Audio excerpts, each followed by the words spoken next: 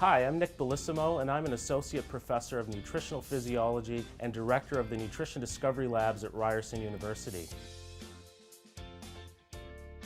I'm Christy Brissette, and I'm a registered dietitian with a master's in Nutritional Sciences. I counsel clients, and I write for some of the top magazines and newspapers in North America. Do you have questions about sugars and sweeteners? You're not alone.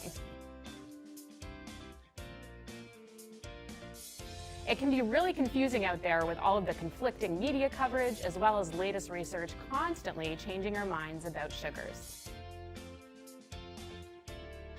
So what we did is we took to Google and took a look at your most burning questions about sugars.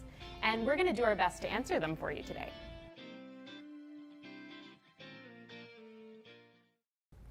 Okay, our next question, does sugar make you fat?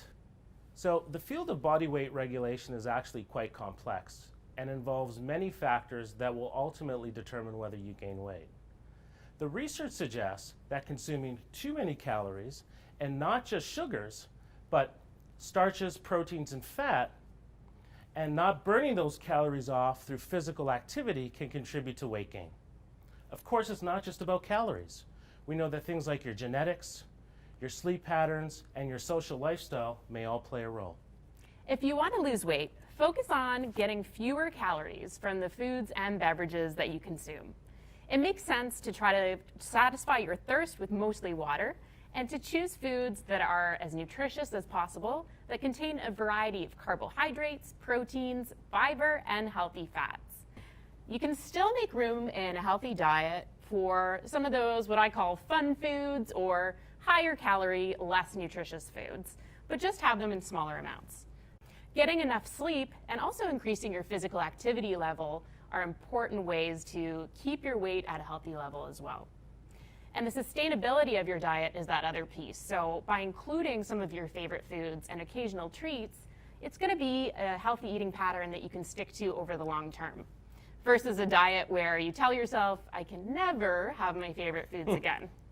Never is a long time, and who wants to live without gelato, am I right? Okay, our next question is, does sugar make kids hyper? I'll take this one.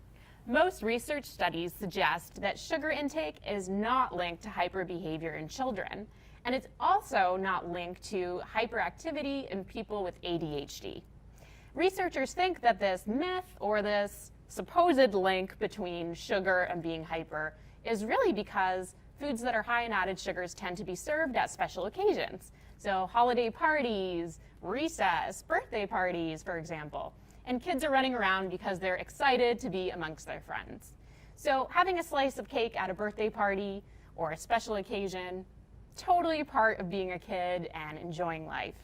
And the rest of the time, you can try to make desserts healthier by boosting some of the nutritious ingredients that are in them. Okay, next question.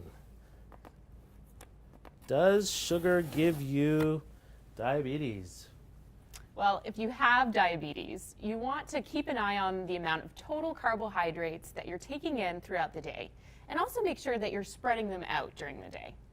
Having said that, it's important that we take a look at the research on this question because we can see that having small amounts of added sugars does not cause diabetes.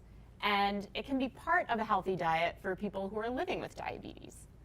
If you do have diabetes, meet with a registered dietitian who can help you decide what a healthy eating pattern is for you and to help you manage your blood sugar levels better. And you can also use your nutrition facts tables to take a look at the total carbohydrates that are in foods that you're enjoying frequently. There are actually many factors that can lead to type 2 diabetes. And this includes your family history, your level of physical activity, and your overall diet quality. It's actually quite complex. Research suggests that the major risk factor for type 2 diabetes is obesity, which we know results from consuming an excess of calories and not burning those calories off through physical activity. We hope we answered some of your top questions about sugars and made you think twice about some of the answers. And thanks again for joining us.